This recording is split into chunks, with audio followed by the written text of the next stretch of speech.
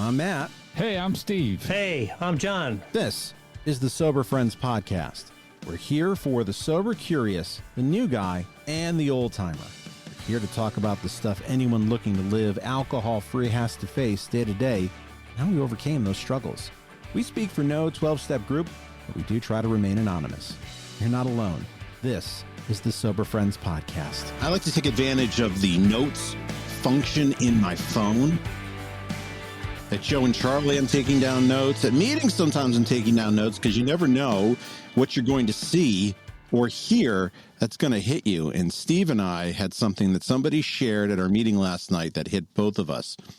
And what that was is sometimes I trigger somebody else's character defects. Steve, what's going on? Welcome to the program. Yeah, everything's good. That meeting was good. We were both talking about it before this.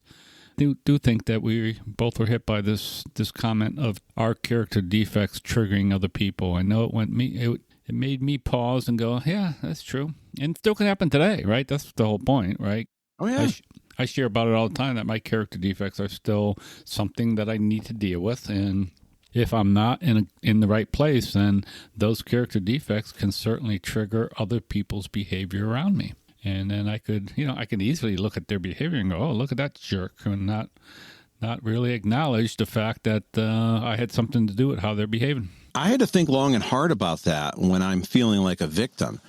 And I looked back of what the people who really bothered me, who pissed me off, that I fought with, how much was this me triggering them and getting under their skin? I don't think there's any question, like I said. And, I think what happened last night was, it's not something that was unknown to me that I can't cause people, but the way he shared it, sometimes you hear other people say something and they say it in such a way that it just resonates with you.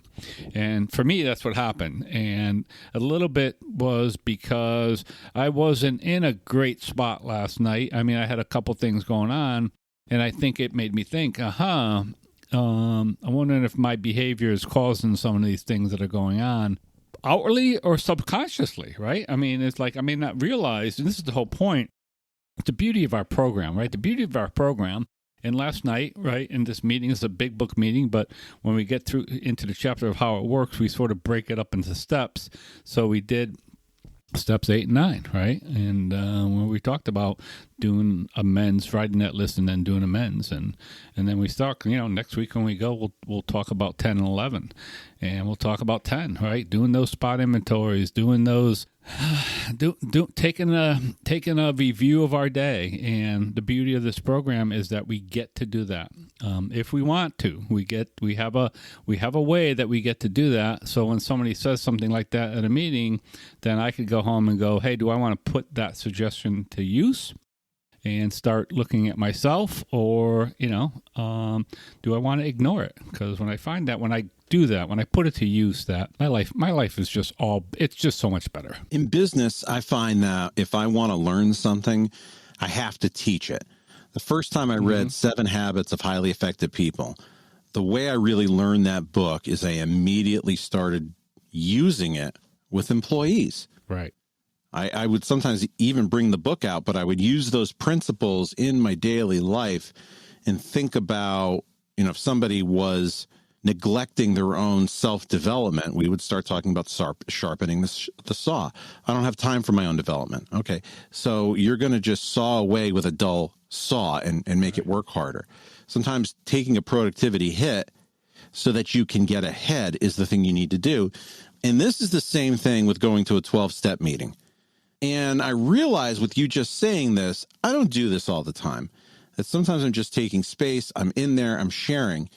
But you can really maximize your time there if you walk in with, I'm going to learn something, I'm going to immediately apply it. And he said a few things yesterday, this guy he's not new, but he's new to our meeting. And he said a bunch of things that were really good. The other thing he said that was associated was, I went on an amends and I had an idea of what my part was. But because my sponsor taught me, when done with the amends, ask, well, is there anything else? And there are times that I've heard a lot of other things and I didn't see that part, that I had a twisted view of the situation. And being open to hear that other part makes me realize that's really what the situation was. It wasn't what was in my head. Yeah, we all get narratives of what something is, and we have our own perspective, our own point of view on it. And I was taught the same way, is that I should always ask, is there anything I missed, or is there anything else, or some type of follow-up question that allows whoever you're making the amends to go, yeah, there was this other incident, or yeah, there's this other thing that's been bothering me. Because if you're going to spend that time to do that amends, then, do it right. Try to make sure that everything's clear when you walk out of there. And yeah, I think something you said is that this person is new to this meeting. So, and he's new to me. I didn't know him before this meeting. Even if I've been in other meetings with him, he sort of never stuck out to me. So that's helpful sometimes when a new person shares, especially it was a very good share in this meeting, that you pay attention to it. We go to our meetings and we get the same 15, 20 guys there. Sort of people have a cadence of how they share, and you may sort of block some of it out, right? And like you said, if you're not open, if you don't go there with the idea that I want to learn something tonight, that I want to be open to hear something tonight, then it's just human nature. Certain people could start talking, and you can just shut them out, right? Even though you're listening, right? You can just really shut them out and go, oh, so and so sharing again. I've heard this story. And miss out on some very important stuff. So the fact for me, and again, I'm talking about me, but fact for me that he was new, I really paid attention to what he was saying, and it was impactful. He's one of these guys who doesn't share a lot. So I've known him since I got sober, and in the meetings I've gone to where he goes, he's usually pretty quiet. He stayed very close to his sponsor, and didn't say a heck of a lot. But I will tell you, when I've talked to him and when he does share, I hear good things. And I'm not necessarily sure he's one of these guys who knows that what he's offering is really, really valuable. And I'm sure he's raising his hand, one, because he's new. And for whatever reason, that meeting, it's like pulling teeth. Yeah, it is. There are people in there who don't share. And I'm like, are you kidding me? You always have great things to talk about when you open your mouth. So open your damn mouth. Yeah, especially when we get to this portion of the meeting, when we're going through this portion of the book. Just for those who are familiar with the big book, the first 164 pages, and the way this meeting works is we read right from the beginning right to 164, and rotate right through, and then the last Monday of the month we read a story. So we're constantly going through that 164. But when we get to this how it works, and then even the next week after that, we're basically going through the steps. Most of the people at this meeting have gone through the steps, right? So obviously they all have something to share on it. So, but like every meeting, it can get difficult. But get back to what we're talking about here is that, character defects. And for those of you who may not be familiar with the 12-step program, right? We're talking about, something that comes out of doing the steps of 4 or 5. You really determine what your character defects are, and then you start doing some other work on them. You ask for some help in 6 and 7, and then in 8 and 9 you start doing some amends, where you harmed other people based upon your character defects. So what are some of the character defects that I have? Well, me personally is selfishness and self-centeredness. That was it for me. Everything, and still today I could fall into that trap. Like I said, if I don't really watch it, I can get very selfish, and in much smaller ways than I used to, and in much less damaging ways than I used to. More problematic, still problematic even to this day. So I have to be on guard for those type of things. And for me, the way to be on guard is to openly take a look at that, to, through prayer and meditation, ask for help on that on a daily basis, or whenever, certainly on a regular basis, and then talk about it. Make sure that if I'm finding myself going down that slippery slide of selfishness, and that I need to bring it out into the light and tell somebody about it. I don't know if this is selfishness. It probably is in some way. Something I get triggered with is if I do hard work and I'm not recognized for it, or if I put the effort in and it goes sideways and it's not my fault. I'll give you an instance. I got really upset last night and I did everything to bite my tongue. My wife, not a great cook, not what she likes to do. And she asked me to make a lasagna. And a lasagna is a pain in the ass to make. Yeah. There are a lot of parts there. It's not hard once you learn what you're doing, but there's a whole bunch of stuff you need to do. And I built this lasagna so that I could put it in when we went to go pick up a car at the garage, and then I had to go pick up my son at the gym. In 15 minutes, I put all this together, and it was a lot of work to put it together. And I got home, and the whole top was brown, borderline burnt. Yeah. And my wife does not think of checking it. If you put the timer on, she's going to leave it alone until the timer goes off. She's kind of black and white with cooking. Right. Where for me, I know enough that regardless of 50 minutes, I'm going to check from time to time. Let me see if things are getting brown. If they are, put a foil on. But I didn't explain that to her. And if I was going to leave her alone with that, I needed to give her some of that. And I did everything I possibly could not to bite her head off. Mm-hmm. Because I will bring out her character defects. And one of them could be being skittish around the cooking, or being defensive, or snapping back at me. And I'm thinking, you have no right to be snapping back at me. You're the one who screwed up this dish. No, I'll tell you something. That's a great thing. We do the same thing. My wife can cook. She tends not to cook as much because being a control person like I am, I like to take control of those things. And typically today I'll do most of the cooking. And it's funny because, like I said, my wife can cook fine, but like anything else, she's gotten out of practice with it. And I struggle too. And I've worked really hard that when my wife decides she's going to make something, to stay out of the way and not touch it. And she'll even tell me, I don't need any of your help on this. And I have to back off on it. But she's the same way. And I've said to my wife has lots of arthritis and stuff, so she likes to go lay down and relax. And she'll put a timer on and go lay down in the bedroom. And, it won't check it until the timer goes off. And I'm different. And I've always said to her, like, you can't cook from the bedroom. That's my statement to her. You can't cook from the bedroom. But I also have to learn to let that go, right? Just like you. I have to learn, like, okay, it's not up to me. Or if I forgot to give her instructions on something, not to let that bother me. And I don't know if that's selfishness or self-centeredness, but whatever it is, it's a little bit, it exactly is what we're talking about. Because if you snap at her, then what happens? I know in my relationship, if I snap at my wife, two things happen. Now, one, she's going to say, screw it, I don't want to do this anymore, right? Which would be even be more. I don't want, okay, no, you do it yourself or whatever. Or number two, she's going to snap back at me and we're going to end up in a fight over it, right? It's going to escalate into something more. So it really is. It's being on guard for those type of behaviors. And they're just so important to me. We talk about, one of the things we read last night in our reading, right? The 9th step promises. And we talk about how that when we start to do this type of work, when we start to uncover our character defects and try to figure out what's making us tick, right? What made me think? One of the things that our book tells us is that alcohol was but a symptom.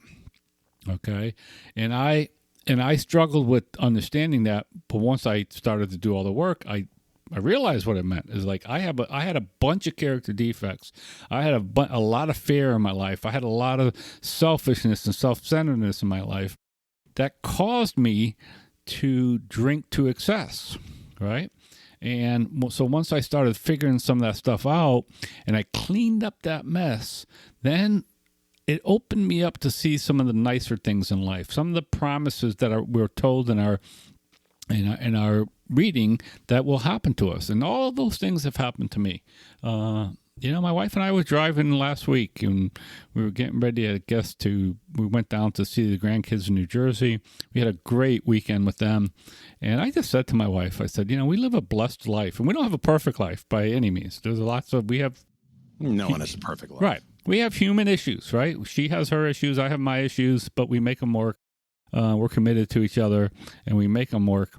But we have a blessed life.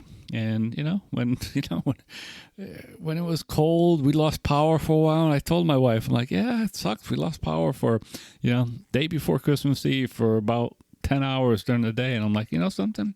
but we don't live outside. We're not in a homeless shelter, right? We have food. We have everything we need. So, and that's because I go to meetings and I'm able to listen to somebody like this and get something that I could take from that meeting and help me today, tomorrow, and into the future if I choose to put that to work. I think the key here is teaching somebody else. If you have that, well, that goes into the principle of step 12 of when all else fails, working with another alcoholic is going to keep you sober.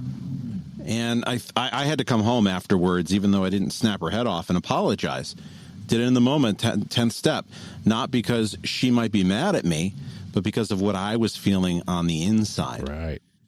I'm really thinking through this amends process and character defects through the eyes of somebody else I know who is in jail right now, awaiting a hearing, waiting trial on a number of charges. There is bail set at about $150,000. There's a bail bondsman who went to the hearing and was going to handle it, and the judge said, don't do it. Wow. So this guy has some serious substance abuse issues. There are a bunch of things that happen criminally in front of his 8-year-old daughter. And I thought through this, thinking of his situation, not trying to take his own inventory, but thinking through this amends process. How would you get through, let's say he decides to use this as an opportunity to get sober. And I'm not confident of that. But let's say he does use this opportunity of being in jail to get sober. How do you maintain sobriety and your sanity without a way to get through the harm you've done? That this is really a gift that we can give somebody. And I'm using this because this is a pretty extreme example. But there's probably a lot of alcoholics like this who have done something, end up in prison. This is a way to get your sanity back so you can stay sober, of making it right with other people. And there's a lot this guy's going to have to make right if he chooses to do so. But it's possible. Absolutely, it's possible. And I've said it a lot of time when people struggle, and I say this to people who have asked for my help, not for themselves, but maybe for a loved one, for a husband, for a brother, and listen, I have family members, right? And I've said it before, lots of people get sober in prison or in jail. They do. They get sober. That's where they start. My Friday night meeting has several guys who came out of corrections institutions, and they've gotten sober. And it's because they went in there and they were in jail, and certainly you can find contraband in jail or in prison, but it's harder. But they actually took that time, just like you said, Matt. They took that time to start a process and start to fix some things. You're right. How do you come out of that without making amends for people, right? How do you do that? If you can't come out then and make amends and try to fix those situations, chances are you're not going to be successful, right? That you're going to end up back in prison. That's a lot of mental anguish hanging over your head. Right. It would be for me. What's key here is when we talk about amends, it's important also to talk about that you're making the amends for the other person, but you're doing it for yourself. This isn't about a successful amends is you have rebuilt the relationship with the other person and they forgive you. That person may not forgive you. That could be part of the process, but this is about keeping your side of the street clean. It's not about rebuilding a relationship with somebody else. If that happens, that's really helpful. Right. It's really good, but it's not. And that's hard. That's a hard concept to get through.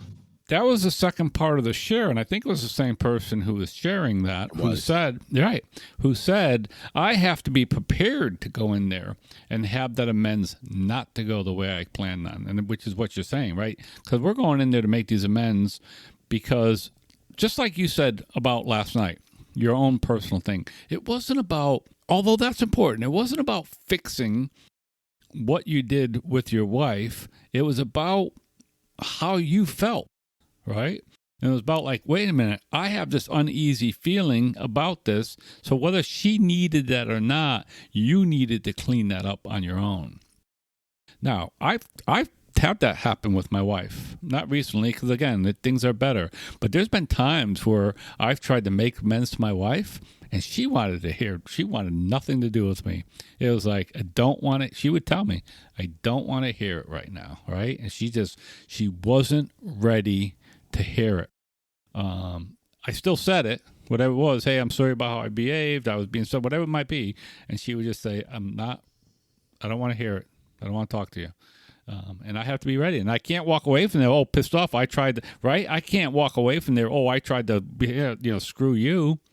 So I always have to be ready for that too, that something going bad. And again, I haven't had that experience. My amends have all been good, and at least not problematic where people haven't thrown me out. Even one of the biggest amends I had to make was to my ex-wife. And I'll tell you, she was as gracious as anyone could ever be for what they put that woman through. She gave me a lot of time that day. We spent some time together. We walked over an hour to do an amends with her and spend some time with her. And I was forever grateful for her to give me. She could have just said, nope, I don't want to do it or whatever. And but she allowed me to do it. And that was it. We were done. I have no percentages on this. But I would say for most people, it's sort of a prodigal son type thing, that people like the redemption story. So if you really have, so this is part of it too. If you really have changed your life and you can show that, and you go to somebody that you've had a difficult relationship with, and you have an honest amends there, hat in hand, I would say more often than not, human nature is to have a positive reaction to that. Yeah, I would agree with that. The key part of that is if you've changed your ways. Yeah. And I get that this is different for certain people. There are people who have harmed people in such a way that it's hard. It's hard. Or, people who have given somebody chance after chance after chance that they could get fed up and decide that they don't want any part of it. Which doesn't mean they're going to have to be nasty about it. Maybe they just don't want any part of it. So, but I agree that most of the time, from most people that I've heard, and again, this is just the data that I've heard, is that most of them go okay. They're not terrible. There certainly has been some where people have been thrown out of offices and stuff like that, but that's few and far between. No, those type of stories are memorable, and you hear about them because they don't happen. They're like plane crashes. Plane crashes are stories because they don't happen very often. Right. I'm just thinking about at work, the people who piss me off that I feel have done me wrong. Those are a lot of those examples that it's probably my character defects that trigger them. I will tell you something I'm doing, and I had a performance review today, and it was an outstanding performance review, which is more often than not for me. So I feel very good. My boss even said if they politely asked me to leave tomorrow, I would feel comfortable with you leading the team, which to me, that is the best compliment. Yeah. I felt great after that. And one of the things I do amends wise, because of the things I've done in the past, is, and he mentioned this in the review, that I try to be helpful to my peers without thinking about what's going to come back for me. If I see a situation where I can jump in and say, where can I help you? Where can I give you some guidance? Is it some type of work order you need help with? If there's something I can do for somebody else, or I can volunteer to take something off their plate, I do it. And part of this is I want to build emotional deposits with other people, especially if they're people who rub me the wrong way. Yeah. That's part of like a lifelong amends I want to do, just to make it right. Even if their people didn't even know me before, this is something I can do and build that habit. Yeah, that's a nice way to put that to work, right? To put it to use is in a work situation, right? Is to try to carry this program, which is one of the other things we do when you get to step 12, you hear that? Carry these principles into, the rest of our lives. And in all aspects of our lives. So it's a great way to take this program and then use that to build a foundation at work. And not only that, but again, this is where the promises come in, right? All of a sudden, and I remember this, like when I really came into this program, all of a sudden, I hated my job for a long time. And I don't know about, maybe that's a little bit strong, but I worked in a really, really high pressure sales job for the last probably 15 years of my life and of my career. And I got to the point where, man, I dreaded it. It was like I always had to be on. I worked a lot of hours. I worked home. My wife used to complain. We'd be going somewhere. I'd take the day off, and I'd have my phone, or for a while my BlackBerry at the time, and and I would be doing work. And my wife used to always say, "Oh, we're supposed to be off," and I used to say, "I'm never off, honey. I'm never off." Especially my big customers. I was a salesman. One of my biggest customers called me. I'm not off for that customer ever. I just rely on them too much. But I remember when I was able to bring some of these aspects of this program to work, and that all changed for me. And I can remember where I didn't hate it anymore. And I remember where I was able to put my work life in perspective too. That was the other thing that happened. I was able to put it in perspective, and things just became easier for me. So this program is such a wonderful program. If you're out there, if you're struggling, if you're trying to wonder, figure out how, why life, I know I did. Why life? Why is life kicking my ass? That was my question I had to myself. Why is life kicking my ass so much? Especially when I had stopped drinking. Like, there was a lot of things. I didn't drink for a long time. Like, why am I still getting my ass kicked by life? Well, if that's you out there listening to this, then this could be a way out for you. This could be a way for you to fix some of those things. Take some work. It's a simple program, but not an easy program, and it'll take some work. But I know a lot of people, and the people that we hang out with are people who have been through some really, really difficult stuff, and came into this program, put these principles, got some help, got a sponsor, did these steps with the help of a sponsor, and turned their lives around. Turn their lives right around. We're in a place here with one of the character defects that we're lucky that we have a cookbook. If you follow the cookbook, right, you're going to get a recipe that likely resembles what you see in the picture in the cookbook. When I think of character defects, if I think of the Catholic Church, well, that's sin. And the idea is when you sin, it removes you from God. It takes you farther away. And I see that, like, if I participate in sin, I don't feel as close to God. So how do you come back? You go to confession. It's sort of the same thing as this. This is sort of like AA sin. We have an advantage over normal people because normal people have character defects and they piss other people off. I've seen some type A personalities who don't have a problem and they have plenty of character defects, and they could really benefit from talking to somebody about all of their fears and their selfishness and then going to make it right.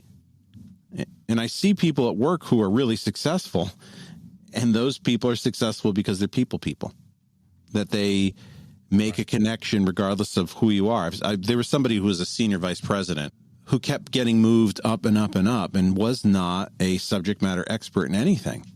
But this was a guy who was as good with the janitor as he was with the CEO.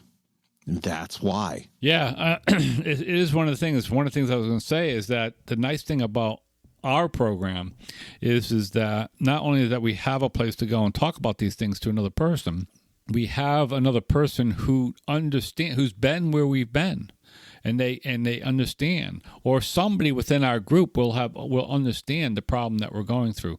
If you're not in a group like this, if you're not in some type of organization that has these rules and these tools and these recipes, if you will, then how do you find that person?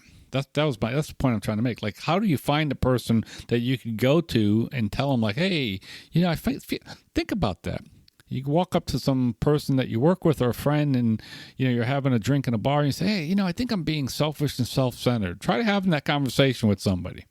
And maybe you find the right person to have it with, but you have that type of conversation with somebody in the rooms of AA, they'll know exactly what you're talking about. I want to find the post.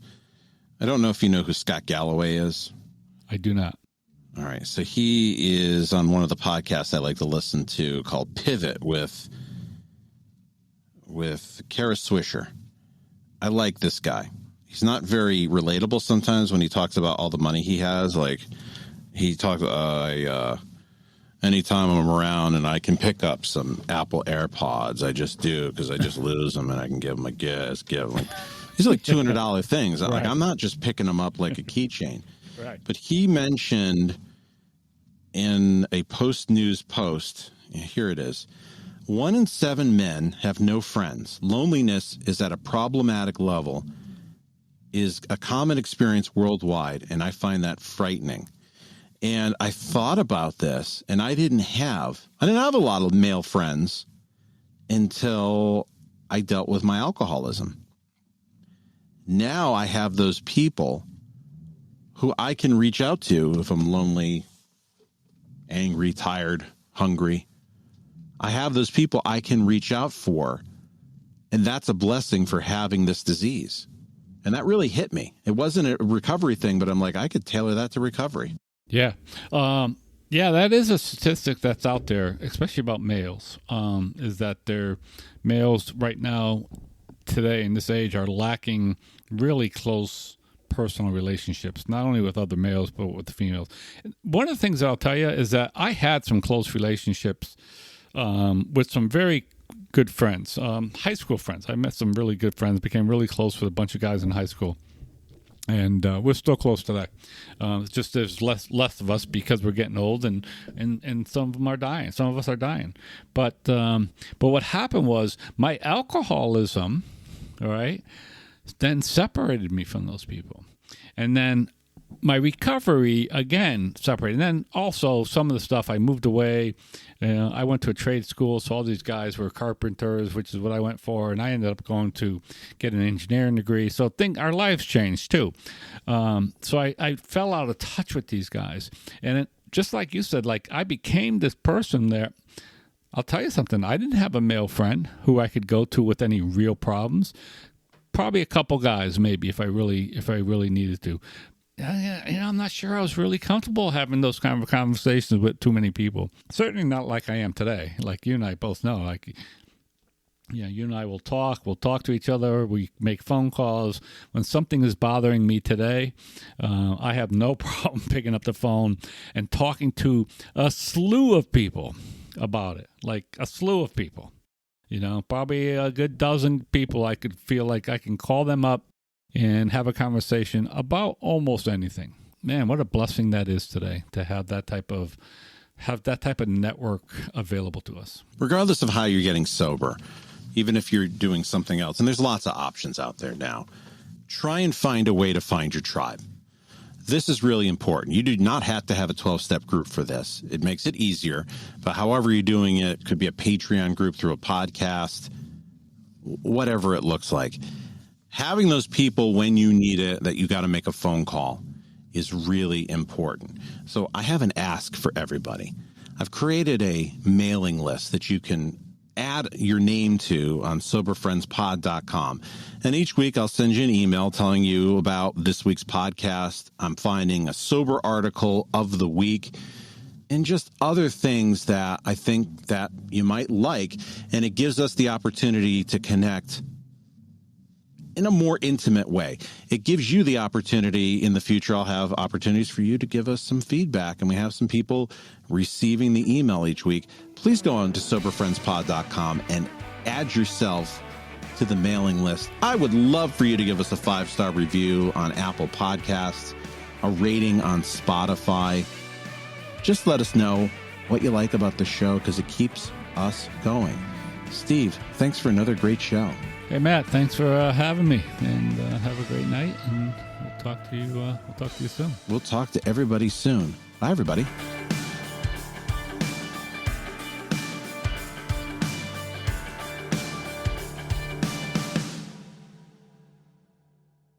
You made it this far into the podcast. That tells me you're a pretty big fan. If you like what we do and you find value in the podcast, consider a donation at buymeacoffee.com/soberfriendspod. Your donation keeps us on the air to help out the new guy and helps us defray some of our costs. If you find value in our podcast, please consider a donation at buymeacoffee.com/soberfriendspod.